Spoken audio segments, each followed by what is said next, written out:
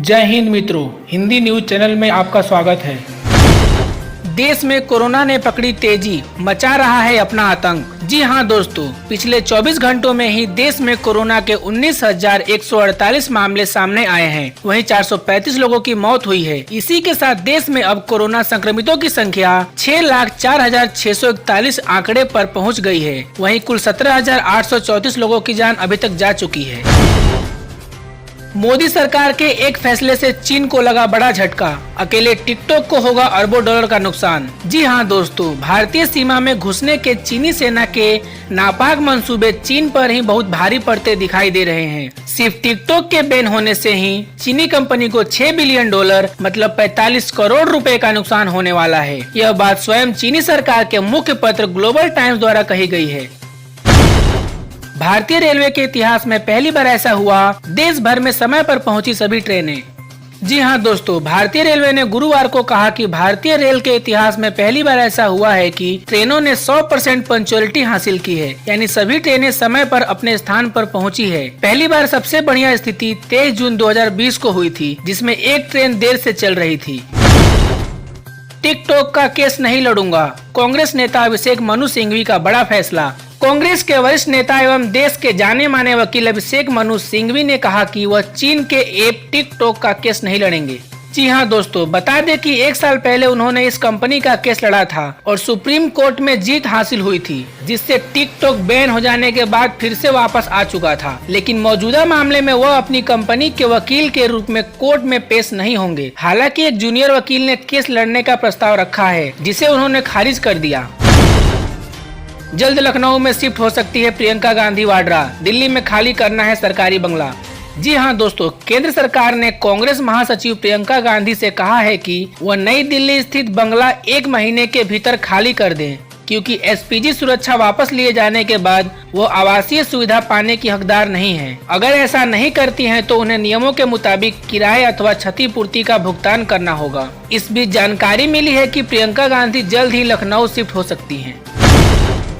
राजनाथ सिंह का लद्दाख दौरा स्थगित, लेने जाना था हालातों का जायजा। जी हां दोस्तों, लद्दाख में जारी गतिरोध के बीच रक्षा मंत्री राजनाथ सिंह लद्दाख के लेह जाने वाले थे, लेकिन फिलहाल उनके दौरे को स्थगित कर दिया गया है। हालांकि अभी इसकी वजह का पता नहीं चल पाया है।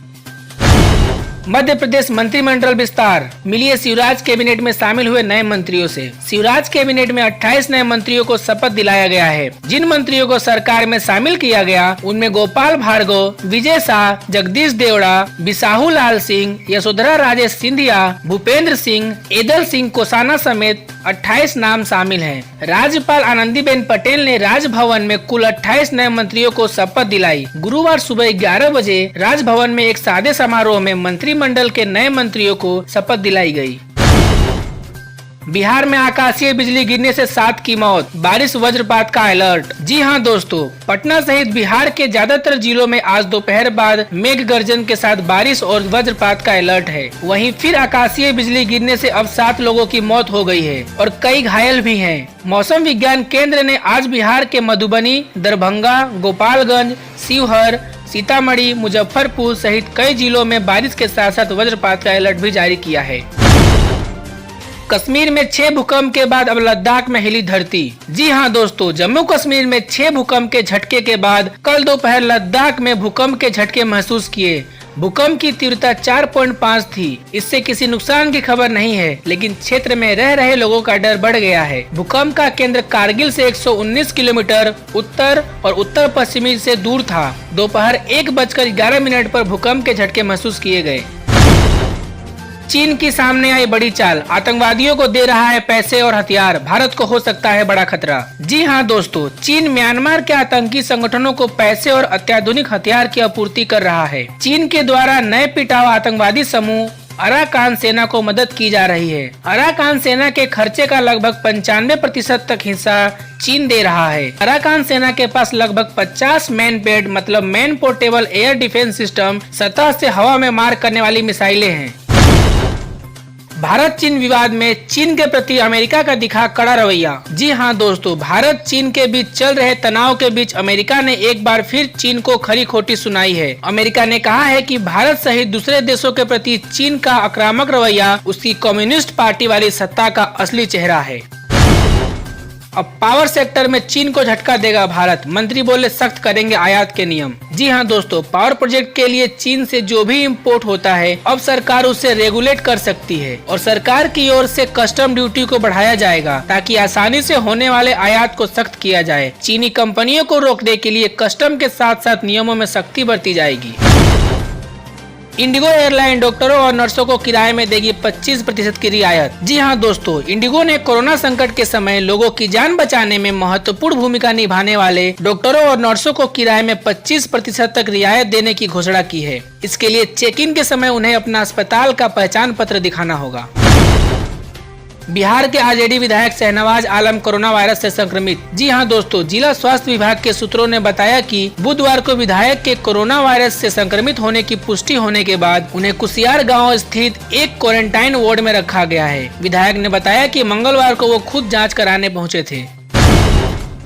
एलएसी पर चीन के साथ बढ़ा तनाव, पश्चिमी मोर्चे पर भी सतर्क हुई भारतीय सेना। जी हां दोस्तों, भारत और चीन की सेनाओं के बीच इस समय वास्तविक नियंत्रण रेखा एलएसी पर गतिरोध जारी है। इसी बीच सेना ने पाकिस्तान की सभी नापाक हरकत का मुंहतोड़ जवाब देने के लिए पश्चिमी मोर्चे पर सतर्क है ताकि दो तरफा संघर्ष को रोका जा सके।